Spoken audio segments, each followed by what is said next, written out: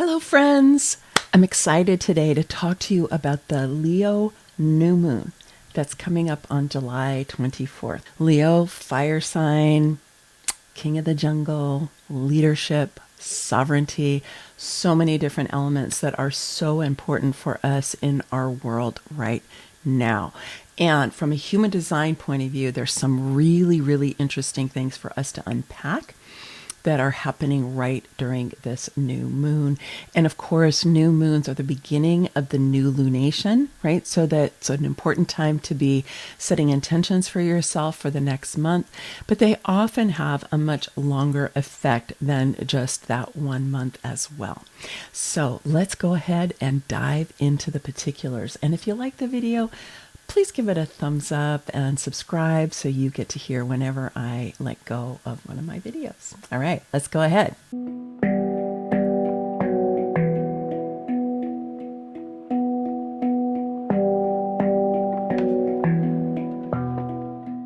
So at all new moons, let's remember that the sun and the moon are actually, in astrological terms, we would say they're conjunct.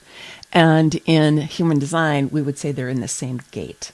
And so both the sun and the moon are going to be in the gate 31, which is new earth leadership.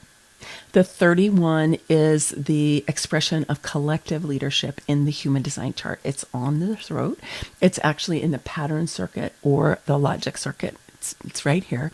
And so it's this culmination of leadership for the whole collective. And oh my goodness, do we need to have a reconfiguration of leadership on the collective level right now? I think a lot of us are really praying, please, for a change of leadership on the collective level in many different countries around the world. So this is an opportunity for all of us to be really leaning into what does leadership look like in our own lives, right? I mean, here we have Leo, right? The king of the forest, like, the lion, which is a symbol of sovereignty, along with Aries, right? Aries and Leo are the two astrological signs that are the most about sovereignty. And so, king of the forest and all that, it's going to be about sovereignty. But what is that? It's about having leadership first in your own life. Now, Aries is more kind of individualistic, and Leo's more like the collective. And so here we are, like, how are we showing up with leadership in ourselves first? So even if you're not, an elected official or you're a CEO or you're running an organization, okay, it doesn't have to be like that. The question is how are you showing up for yourself first in your own life? In many readings I've been doing and with people in my programs, one of the things I'm saying a lot, especially to women, especially women who are like in their midlife, is, are you making yourself your own priority? Now, I'm not saying that because I want anybody to become narcissistic or to be too self-absorbed, right? Because we can get too self-absorbed. But so many women in particular have spent the first decades of their lives really focusing outside on other people, on their bosses or their jobs or their partners or their kids or their parents or their community, really, really focused outside and meeting other people's needs, right? So check that out for yourself. Do you tend to look outside more for how you can be navigating in the world? Or are you looking inside and growing yourself on the inside? I think this shift to growing on the inside and expressing our leadership from inside is the fundamental change that we need to be making right now. So this is an invitation for you while we've got this new moon and we've got this sun is really lighting up this gate of leadership. So that's the first layer, right? Is where is the sun and the moon? And they're in the gate 31. Then the sun is resting on the earth in the gate 41. And so the earth is in the 41, joining Pluto, who's been in the gate 41 since January 30th of this year. So Pluto is in Aquarius and is now retrograde, still in Aquarius, still in the gate 41, still really working with this question of imagination. What are we giving our God-given right, our birthright of this incredible imagination? what are we doing with that? Right? Are we using it to dream into being the world that we want to live in? A world that works for everyone, a world that's more equitable, that's compassionate, that is, here for life, to support life, living on the more life principle and not the extractive, take whatever you want until it's gone and never mind the consequences attitude that a lot of us have had. Right? Or that, really culture in Western culture is based on. And so what is our imagination? What are we doing with it? Are we allowing it to be captivated by media? Right? All kinds of media, whether that's movies, it's television, it's YouTube, it's, news stations, it's podcasts, whatever, right? All of that out there. Are we allowing our imagination to be co-opted by outer forces? So that the next thing we know, we're imagining Armageddon, or we're imagining here in the U.S. that we're turning into Nazi Germany, or we're imagining, all kinds of things, right? That we have this incredible creative capacity, because the gate 41 is in the sensing circuit, which is creative, right-brained, experiential, and embodied energy. And so here, the Earth is in the 41, Pluto's in there, and Pluto's in there going, hey, what are you really focusing on, people? What are you using your imagination for, If it's corrupt, let's get rid of it. Let's burn it down and start over. Because Pluto's kind of that phoenix energy, right? Let's just burn it down, start again if we have to. So ideally, we don't want to all the way go through that, but sometimes we do. So we're being asked to ground into the possibility of really taking command of our own imaginations. And this gives a foundation for the exploration and the expression and the embodiment of New Earth leadership in the gate 31. So we get to see how these different planetary alignments are really alive and activating for us. 41 and the 31, okay, because when they show up in the Earth and the Sun that way, they're what we call programming partners in the gene keys, which means they're opposite each other on the human design mandala. So you can see from this image the way that they're across the whole mandala, right? So up here at the top, we've got the gate 41, and you can see Pluto in there, and you can see the Earth. And then at the bottom of the image, you can see the Sun and the Moon are there. So they're across each other. So in astrology, we would call that an opposition, right? Where they're activating each other, and are they opposing each other, right? And in human design, we think of them as being partners where their evolutionary process is intertwined, right? It's intertwined. And so what that says to me is, in order for us to step into New Earth leadership, we have to take command of our imaginations. Right? If we're allowing our imaginations to be co-opted by apocalyptic or Armageddon narratives, right, then we can't really give voice and light to New Earth leadership, because we don't have a solid foundation to work from. But if we can instead ground ourselves into the positive and inspiring and aspiring elements, our imagination, then we can help to dream in that new world that so many of us are longing for, and we're in the process consciously of creating it right now.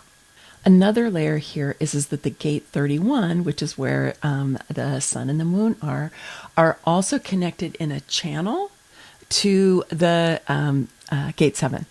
So the gate 7 is known as collaboration in quantum human design. And this whole channel in traditional human design was known as the channel of the alpha. And it was really thought of at the time as it was created as being the 31 as being like the president of a democracy. And it's also been named democracy.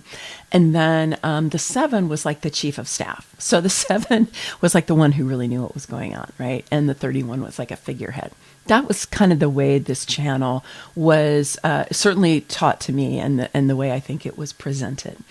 But we've been evolving this, right? As we're understanding that we don't really want that top-down leadership anymore.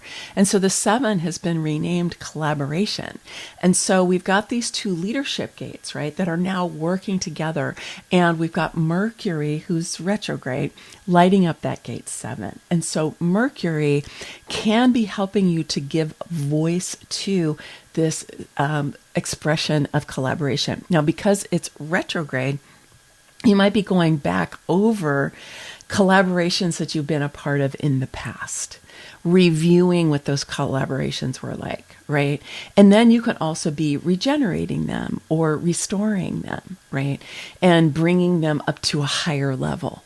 So it's not necessarily so much about starting something new, because generally when Mercury is retrograde, it's not so much about starting new stuff. And that's kind of true for all the planets being retrograde, but we're not going into that level of detail today. For Mercury, when it's retrograde, is we want to go back over our communications, and in this case, our communications about collaboration. Because Mercury actually has been in the 7 most of July. It was going forward in July, turned around with retrograde, and then it's actually going to move again after this new moon. This is the last day when Mercury is going to be in the 7. So we've got this channel over here.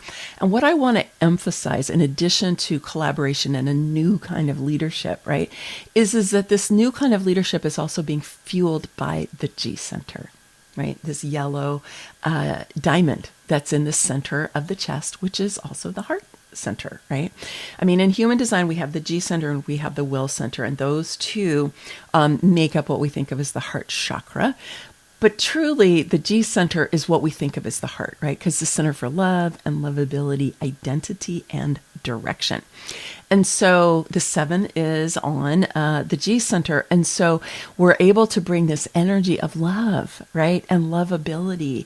And the G center has all kinds of wonderful qualities like compassion and self-love and, love of spirit, love of the body, receptivity, has all kinds of things. G center is well worth your exploration. I actually have a whole playlist about that if you want to go check it out. But my point here is that whatever that leadership is, right, it's going to be infused with love and with lovability. So as you're leaning into this for yourself during this particular new moon, and this configuration for this particular time is, how are you fueling whatever way you're showing up in your life with more love? How can you bring more love to your collaborations, whether that's your partner and your kids or your parents, right? Or the housemates that you have, the people that you live with, the people in your neighborhood, people close in, people that you work with, people that you worship with, whatever it is, right? How have you been collaborating? Can you do more collaborating and have that be a touchstone for New World leadership, but then also to do it through collaboration and to do it with love. Then another layer is that we have yet another channel that is being lit up during this new moon, right? And it goes from the emotional solar plexus, which is over here on the left-hand side of the body, up to the throat. The 12 is known as the channel, and the 22 is known as surrender. So, like I said, that 22 is on the emotional solar plexus. So it's emotional energy. The emotional solar plexus is the second most powerful engine in the chart after the sacral center. So it's really powerful. And every time we're working with emotional energy associated with the emotional solar plexus, we know we need time. We know we need time. Now, this is powerful manifesting energy, right? Goes from a motor to the throat. That's manifesting energy. So whatever your particular design is, you're going to have manifesting energy. If you're a projector, you're going to have it. If you're, a pure generator, even if you're a reflector, right? You're going to have this manifesting energy. So one of the things to really pay attention to is how much attention are you giving to your emotional tone that you're living inside of, right? What is the quality of energy? Are you more neutral? Are you more pessimistic? Are you more optimistic? Are you more kind of despairing and depressed? Or are you inspiring and aspiring, right? Where are you in terms of your emotional tone? Because it's gonna activate and manifest through that channel, right? Whatever's going on down here, whoosh, and it very likely could come out of your mouth. So it's in the knowing circuit, so it's highly intuitive, right? You can be getting downloads. You can also just get deep knowings, like, I don't know, I just know this, right? And that can be about this energy of bringing in insights and new epiphanies, new possibilities and potentials from superconsciousness, because that knowing circuit can plug directly into superconsciousness, right? Comes down right out that gate 12, right? And then it also comes up from the emotional solar plexus. And so this is really powerful energy. But that channel is about being able to bring through from your higher self, from any guides that you work with, from any power animals or bodhisattvas, whatever it is that you are working with that's in non-physical, and that is coming from the highest light. And one of the things that I do, I actually have the 12 defined in my chart. And one of the things I do, because I channel kind of automatically, I have an open throat with the 12. That's the sign of the mega channel. And what I do, especially if I'm wanting to plug in and get guidance from super consciousness, one of the things I always say is the highest light controls. The highest light controls. So whatever energy is coming in, right, is coming from the highest light that I can reach myself.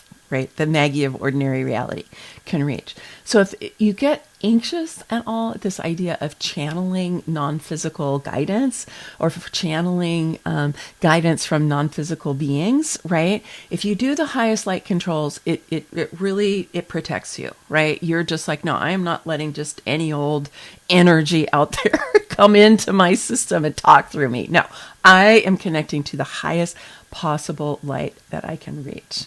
Okay.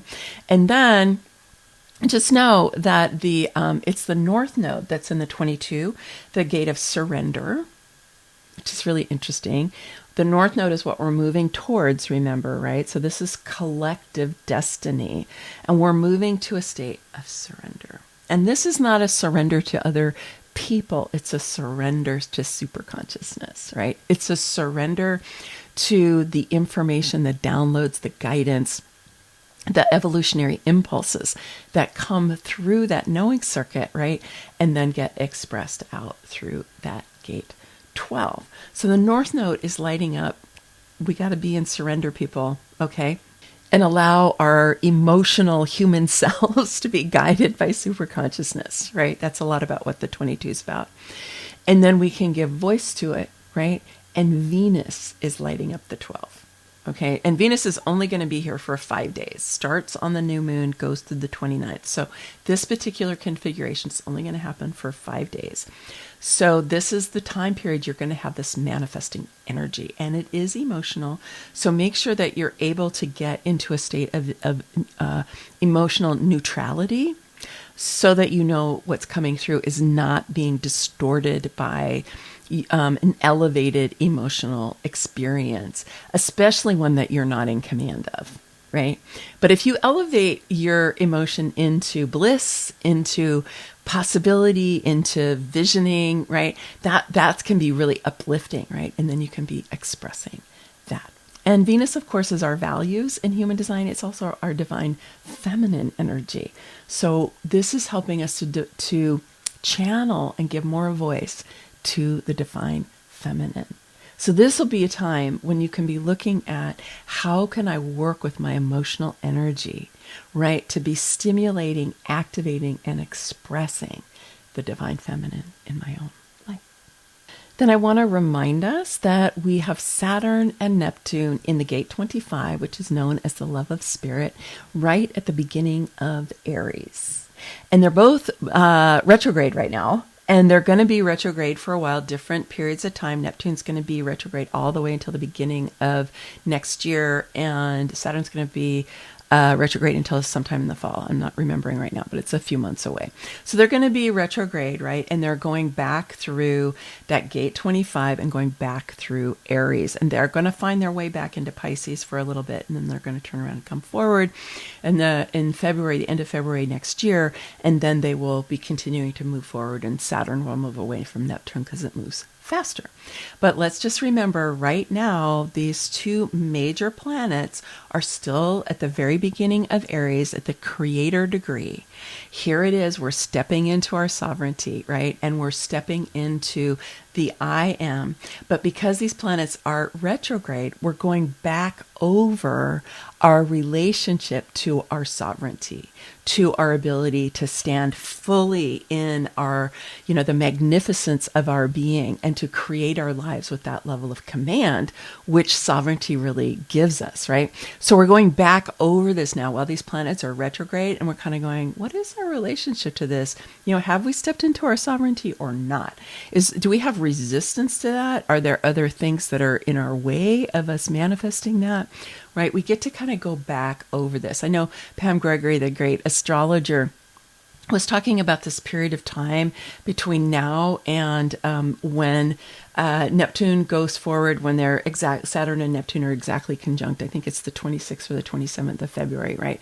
She's saying between now and then, this is like our rehearsal for what's going to be happening after that, because we had a forward movement, right? And now we have this backward movement. And so just be really paying attention for yourself over these next, whatever that is, 6 months or so, to be looking at, what is my relationship to sovereignty? What is my relationship to being a creator here at the beginning of the zodiac, right? Helping to birth new forms. I mean, that's what Saturn is all about, is birthing new forms. But then also asking Neptune, how can Neptune help me to just dissolve my old identity, dissolve the things of my life that I no longer want to be engaged in, to dissolve my past, if you will, so that I can begin again with a fresh slate. So we're asking Neptune to do a lot of dissolving and also to walk along the path with Saturn, because Neptune is so much about, the great beyond, right? It's so much about universal love and unity consciousness and this great expansive energy. And then we've got Saturn that's like, let's create some structure. Let's bring some things into form, right? Let's practice it and develop some discipline around that, right? So they've got an interesting dynamic between them. And every human design chart has a creative tension in it that's like this. So that's what's going on. So these are all of the major planets. But I want to show you this one last image here where I've lit up all of the different alignments that are really alive and awake at this new moon. Look at those in your own human design chart. See if it is already colored in your chart, or if it's white, if it's open. You'll probably feel it more if it's white or open than if it's colored in. But this is also a good time for any of these alignments to take a look at your own human design chart, put them together, see where you're going to get new definition. Like for me, I have the 7, but I don't have the 31. So that's going to give me a complete channel here. It's going to define my throat. Then I have the 12, but I don't have the 22. So this is going to give me this complete channel, which is a manifesting channel, right? It's going to give me manifesting energy during that time. So take a look at this for yourself and see, right, what's being lit up more for you. It's generally the things that are open in your chart, but it could also be things that like for me, the 7 is really up for me. Like the 7, like collaboration is something I'm giving a lot of attention, a lot of energy to, and I'm wanting to uplift my relationship to collaboration so that I can be a better ambassador of the future, right, into the new earth, because I think it's really going to be based and is based already in the way that we are currently co-creating it, largely in collaboration.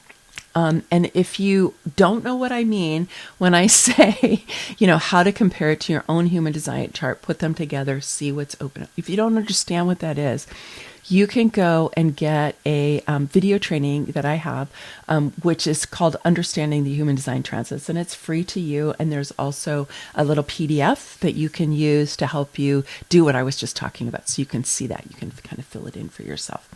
So just know that that's available to you. And we also do have a free human design chart that's available if you haven't had a chance to download yours yet. But what's also special is that when you download your human design chart now from us, is you also get your mandala.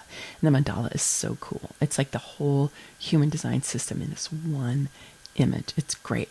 And if you want to know more about that, you can also go to the Start Here playlist that I have. It'll come up here at the end of the video, and that's where I would go to learn more about the mandala. And if you're newer to human design, that's the place that you want to start. I've just decided to add a live stream on the day of the Leo new moon, where we can gather on YouTube and we can do a practice together that will help us to get into a receptive and empowered state so that we can make the most of all of these different energies that I have shared with you here today. So it will be free. It'll be live streamed on YouTube, and the link for that will be down below in the description, along with the link to get your Understanding Human Design transit video if you like, and also your own human design chart and your own mandala.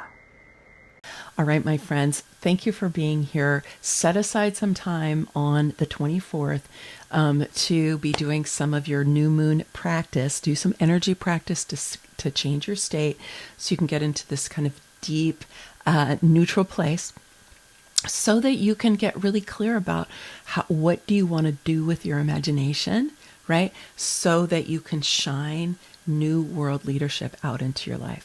However that shows up for you, right? It's going to be different for all of us. And like I said, it doesn't mean that you need to run an organization. It might be that you have a new moon circle, or, it might be that you're participating in some kind of community and you're taking some kind of leadership there. Don't let that be a thing that you go, oh, that's too big for me. Just be like in a state of curiosity where like, I wonder where I can express that in my life. And let us know how that turns out in the comments below. I'd love to hear. All right, my friends, many blessings, much love. Bye for now.